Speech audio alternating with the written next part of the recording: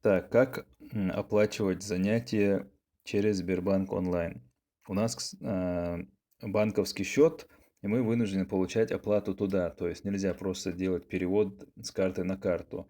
Ну, это там целая бухгалтерия, налоговая, поэтому, ну, тут ничего сложного, это примерно тот же перевод на карту, просто надо чуть побольше разных полей заполнить. Итак, на главном экране внизу нажимаем «Платежи», вторую вкладку открываем. Здесь выбираем «На счет в другой банк». Вот тут вот.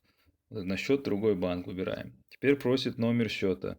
Открываем нашу страницу со способами оплаты. Отсюда копируем вот этот номер счета. Так, скопировали. Сюда вставляем, нажимаем «Далее». Здесь выбираем «Организации». Дальше, ну тут все понятно, вот где ИНН и БИК, вот эти два поля надо заполнить. ИНН. Тоже заходим сюда, копируем ИНН. Вставляем сюда. Дальше копируем БИК. Когда записываю видео с экрана, почему-то не дает копировать, поэтому паузу нажимаю. Копируем БИК. Нажимаем «Оплатить». Ну, тут все автоматически заполнилось. Все оставляем как есть. Прокручиваем вниз. И где ФИО пишем свои данные. Ну, допустим, там какой-нибудь там Юсупов, там Магомед, допустим. Назначение платежа.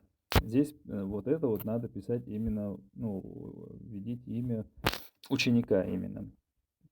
Как у вас на занятии записано, так и пишите вот здесь вот. Тут назначение платежа, за что вы платите. Именно это важно здесь именно написать в таком виде. За услуги по репетиторству. Если вы учитесь в группе, то дописывайте. Группа там такая-то.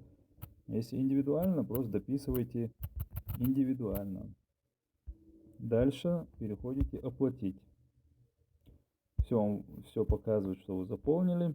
И внизу указываете сумму. Ну, допустим, за индивидуальные занятия, за 4 индивидуальных занятия по 45 минут 3000 рублей. Нажимаете «Оплатить», и он дальше перейдет, ну, уже дальше спишет уже. Там же дальше будет возможность сохранить шаблон. То есть, чтобы каждый раз это не вводить, вы нажимаете «Сохранить шаблон», там называете как-то и школа, и все. В следующий раз вы просто выбираете этот шаблон и вводите только сумму. Так, пауза.